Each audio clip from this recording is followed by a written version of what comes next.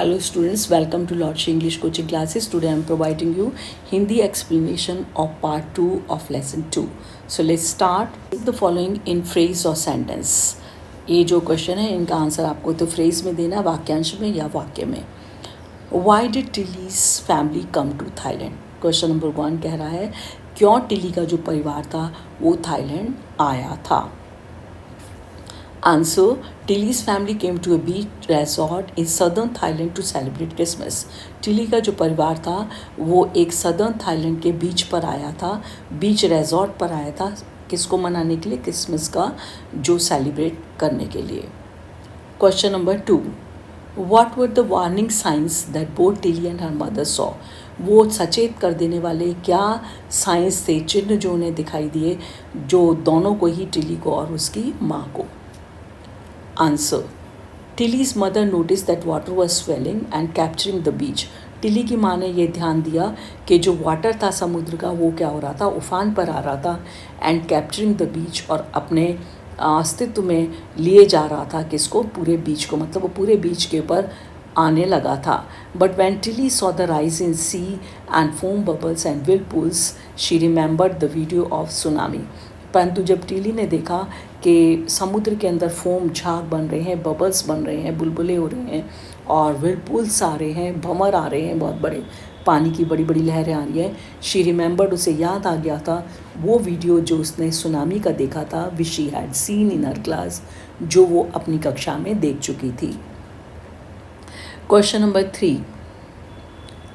Do you think Tilly's mother was alarmed by them? क्या आप सोचते हैं कि टिली की जो माँ थी वो इससे सचेत हो गई थी? Answer: no, Tilly's mother was not alarmed by them. Tilly की माँ जो लहरों को देख करके सचेत नहीं हुई थी, as she had no idea, but उसको कोई इस बारे में कोई भी आइडिया नहीं था, कोई भी जानकारी नहीं थी.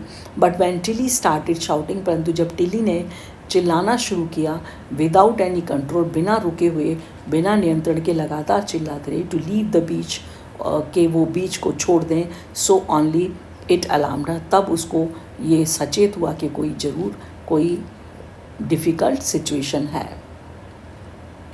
Question number 4. Where had Tilly seen the sea behaving in the same strange fashion?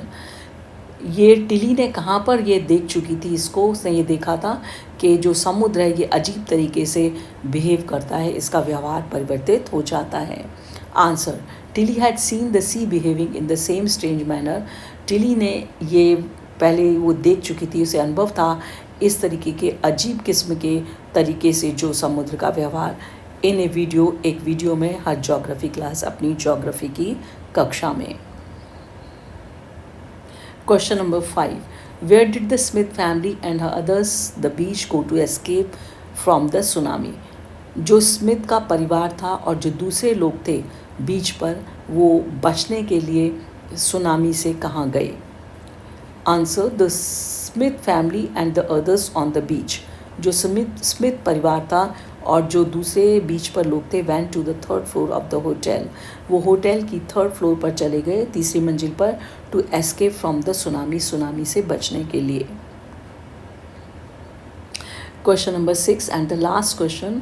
How do you think her geography teacher felt when he heard what Tilly had done in Phuket?